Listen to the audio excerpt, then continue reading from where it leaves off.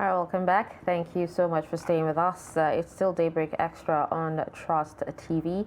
And right about now, we have our first guest in the studio already, and we will be opening up the phone lines as well to discuss youth's inclusiveness in politics and how you think we can change the narrative moving forward.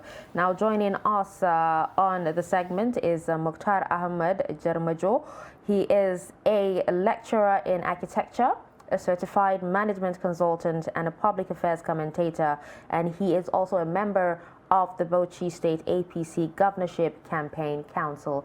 Good morning, and thank you so much for joining us on Daybreak Extra. Good morning, and thank you for having me. Okay, so let's start with this, right? Now, do you think the Nigerian government or the Nigerian system encourages youth inclusiveness, especially when it comes to politics? Yes, especially recently, we have seen this not too young to run, legislation that actually gave the youth the opportunity to be able to participate in the democratic process, which will now give them the opportunity to participate in the decision-making process. You see, all this issue of participation, inclusiveness, the way I see it is that a human being is just like a set. And then you have the issue of gender, you have the issue of age, you have the issue of ability and disability. These are subsets now. And so because democracy is something that deals with representation, in order for the society to develop, while you are trying to make decisions, you must bring all these subsets so that they can give their input. And that will help you to do exactly what will bring about development as well as peace in the society. So to be fair to the Nigerian government, at least we have seen the not too young to run legislation that gave the opportunity, and that was why we got the youngest member of the National Assembly, Mansur Manusoro, who is from my state, from Bauchi. He's the youngest member at the House of Representatives. And we have also seen where some governors were able to give political appointments to some young people, and they are doing well. Go to Kaduna, you see this Nur Khalil, who is doing excellently well at the investment agency in Kaduna. I think we are seeing some progress. Well, even in this. Bauchi State as well. We have a commissioner who was even my junior in the university. Commissioner of Education as well. She's the recent commissioner, not even that one. I think Nuruddin Muhammad or something like that. I have forgotten his name. The commissioner for this natural resources. Okay. He was my junior in the university. But there are issues attached to all these.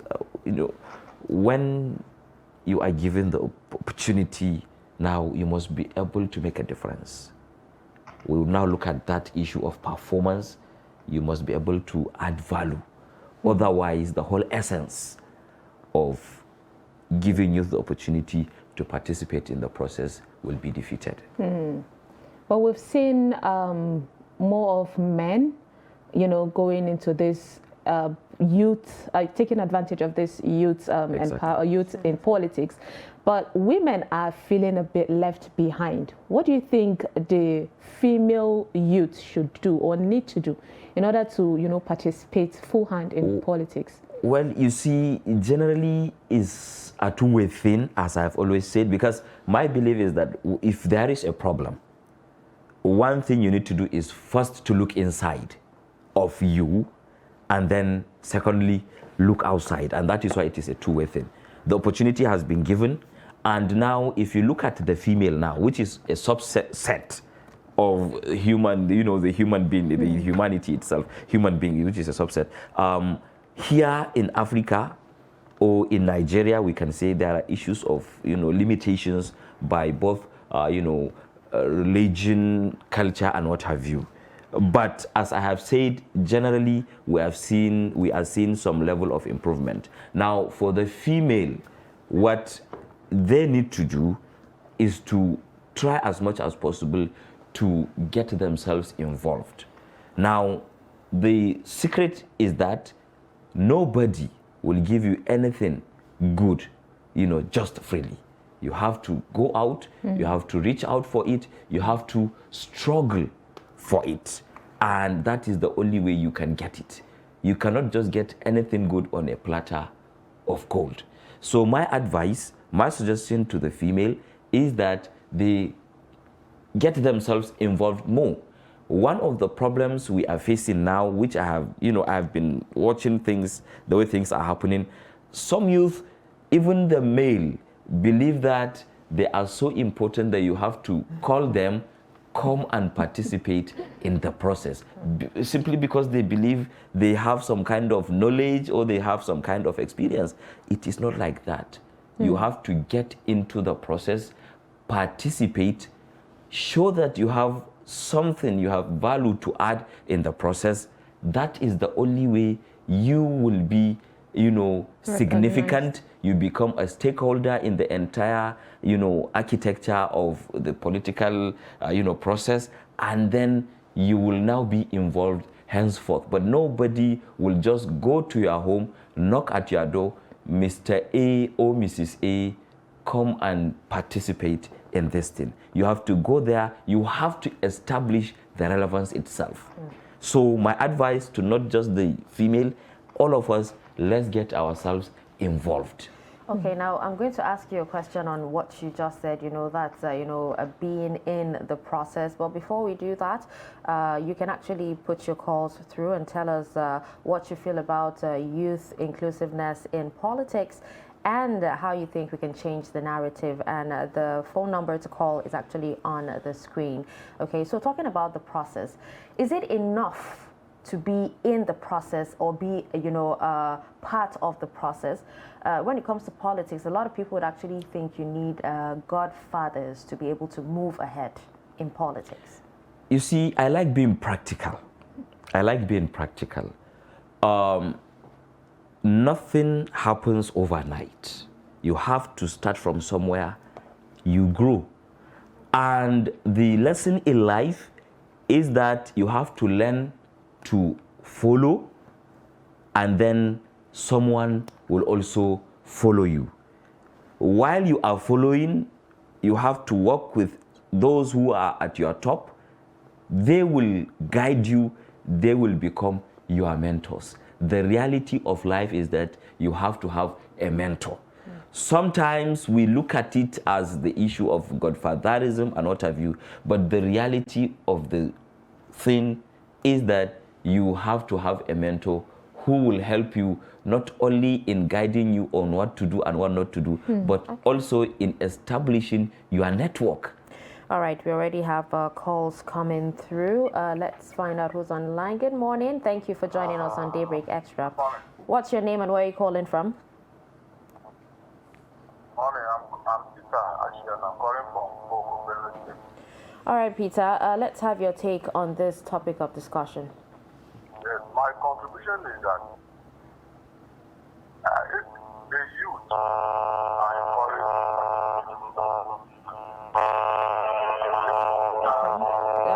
we actually seem to be having getting feedback. Okay, Peter, you would have to call us back. We seem to be getting feedback, from you. So the topic of discussion is youth inclusiveness in politics or leadership positions.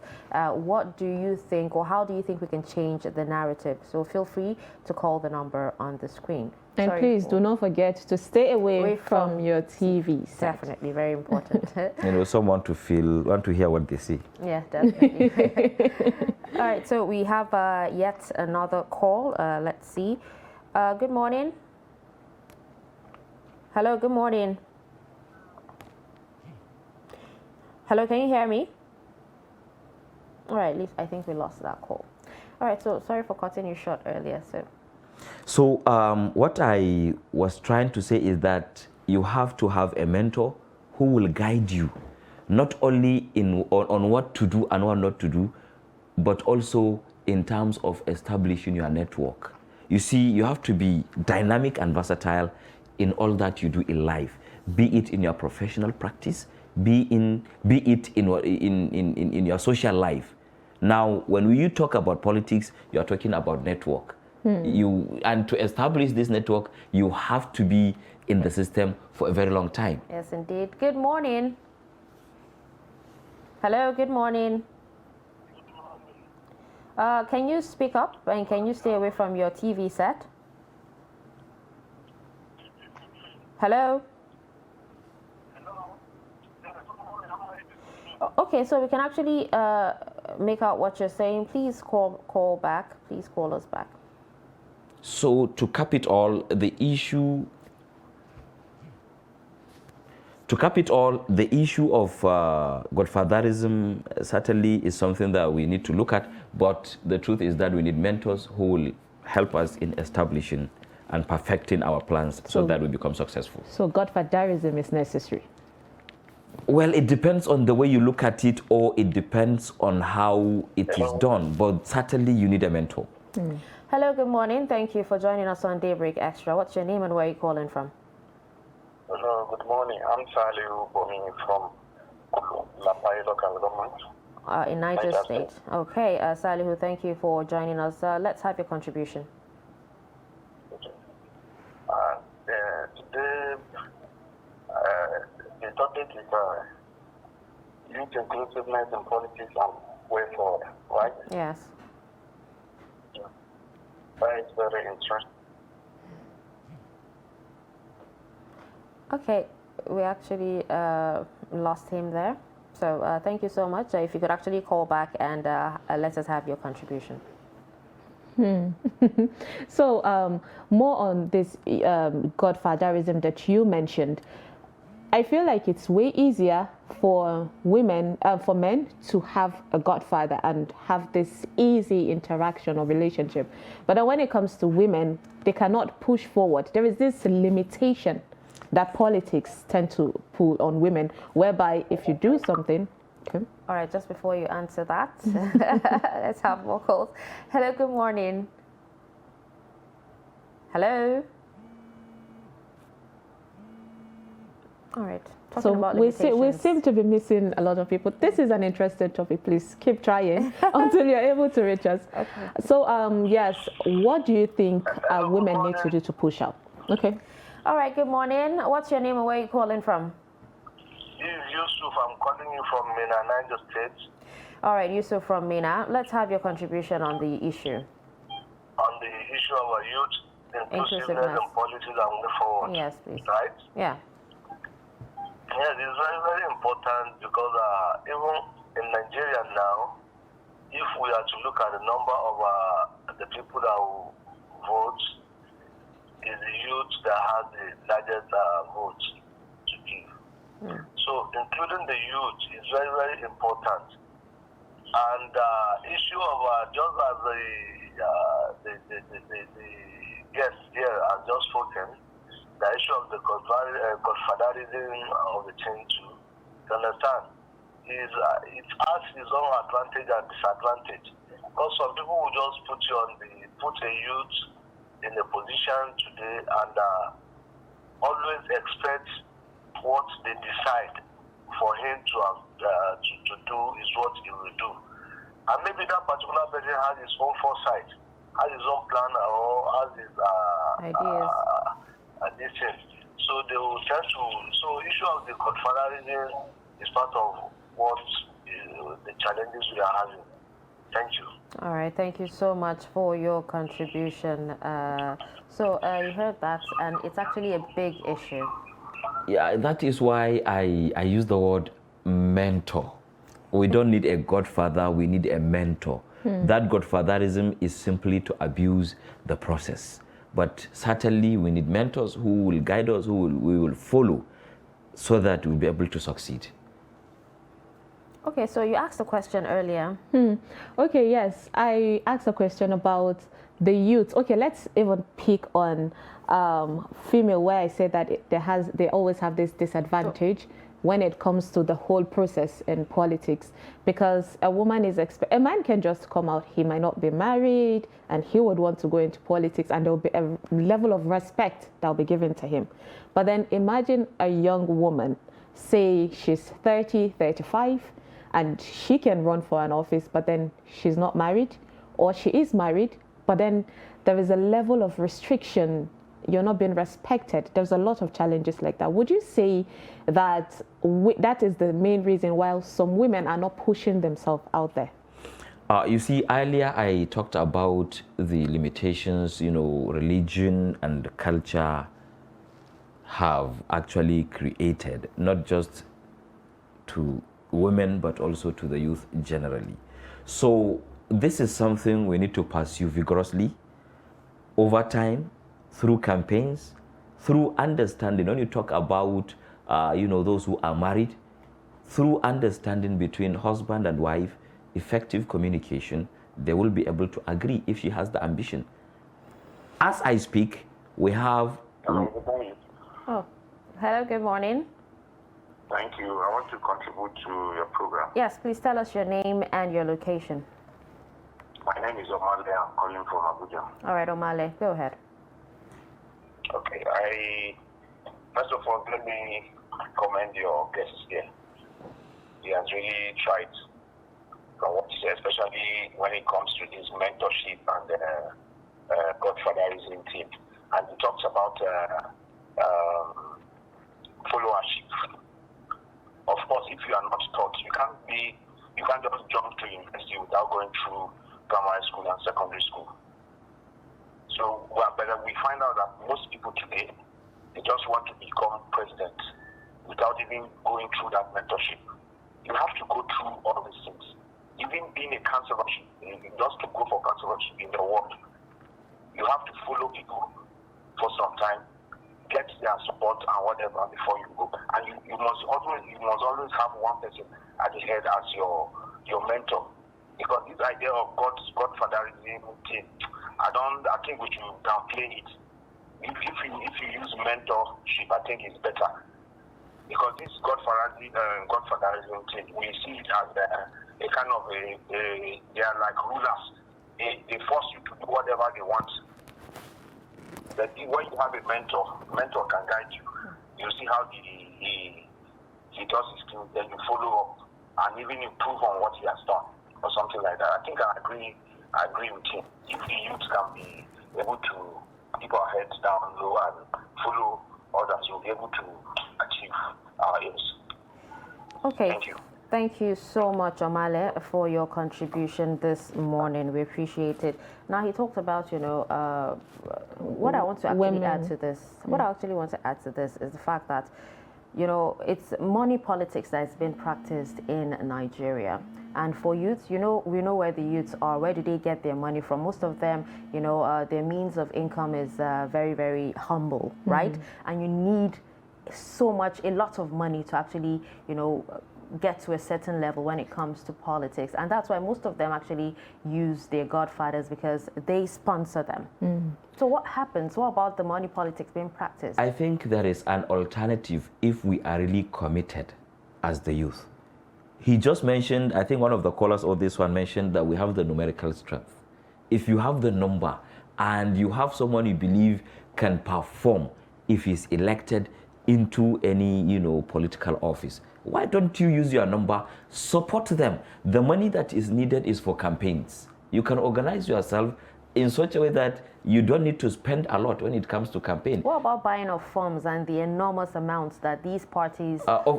with the number, contribute 100 naira, you'll be able to raise the money.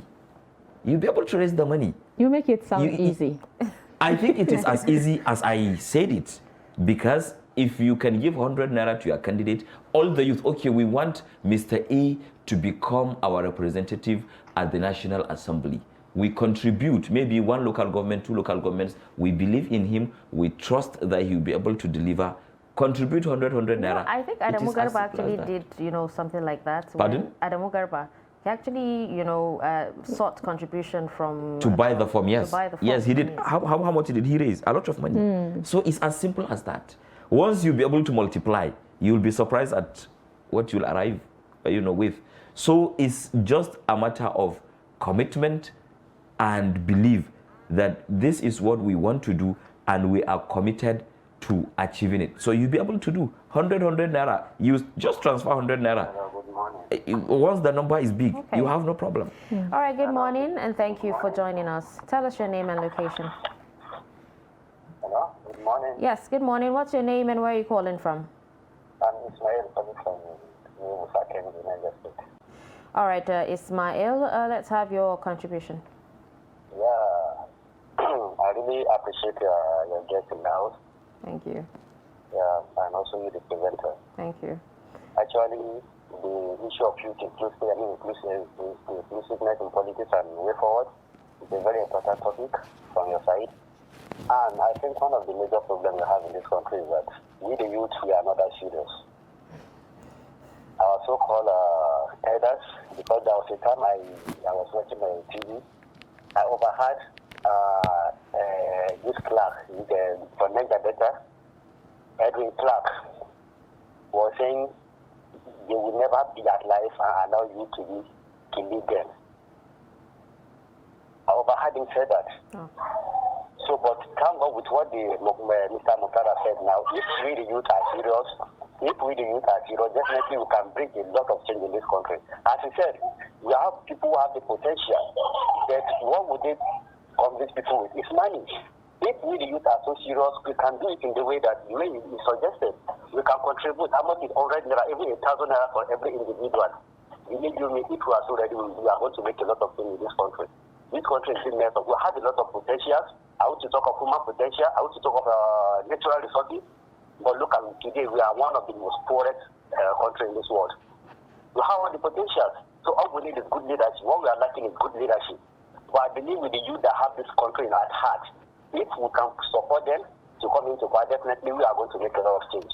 And I pray to God, very soon we should have this change in this country. Have a nice day. All right, thank you so much for your contribution, Mr. Mukhtar. And based on what the caller said, he mentioned that even that some of the leaders are the elites actually decide who at the end of the day comes out winning the primaries and all that. So whatever youth has the people, he has the people that he can carry along, but then he does not have that support from the elite. But you have the numerical strength. Decide for yourself. Let's have believe in ourselves. We will do it. Who are the voters? The youth and women. They constitute the highest number of the voters. So decide for yourselves. I don't, you see, there is something about hard work. I want to say something before we finish this program. You started talking about the female as, hard work pays. Get into it and you'll be able to get whatever you want. I wanted to, before someone, called, I wanted to mention of a gubernatorial candidate in Adamawa State. Binani. A female, Binani. Aisha Binani. Do you know why I like her movement? Simply because she's a true politician. Now, she is working hard for whatever she is looking for. And if you see someone doing, in the trenches, mobilizing, trying to get whatever they want, I believe you will be definitely, encouraged. You'll be excited that for once you have someone who is trying so hard to achieve what they want. Let's not forget the only female senator. Thank you very much. Senator, thank you. From the north. And only. Look at, she's from the northern part of the country. Yeah. So with hard work, commitment, there is nothing you cannot get. But is the north ready for a female governor? Well, time will tell. Time will tell. At least we are, you see, things cannot happen overnight, as I said earlier. It will have to start from somewhere and then get to the actual destination you want to go. So we never had it like this. Let other females try it. Let other young men try it. But the issue is that you should know that whenever happens, when you come in, you have to definitely add value to the process. Otherwise, you block the chances of others who will be coming later, because there will not be trust in your, in the people of your kind. What about the notion of women in politics as being seen as bad, bad eggs? That's how they view I think the notion is changing. I have talked about religion. I have talked about culture. The notion is changing, and you see, as I said, always look inwards. The females now will have to now sit down and think, okay, why are they seen that way? Probably there are one or two changes they need to make. So always look inside before you look outside. Well, it's actually also worthy to note that, in the north, aside being a governorship candidate, Kaduna State also has the a deputy female governor, deputy and she's doing well. Yes, she's doing very well. So I think it's all about participation. Yeah. That's true. All right. Well, with that, we would have to wrap up this very, very interesting conversation. And sadly, we cannot take more of your calls. But, just keep it a date with us next week. We'll be back on Saturday. And we'll open up the phone lines for you to, discuss more topical issues. And we just finished speaking to our guest, Mukhtar Ahmed Jarmajo. And he is a lecturer in architecture, a certified management consultant, and a public affairs commentator. He's also a member of the Bauchi State APC Governorship Campaign Council. Thank you so much for joining us today. You are most welcome. Thank All right, you. with that, we'll go on a quick break, and when we return, the show continues. Stick around.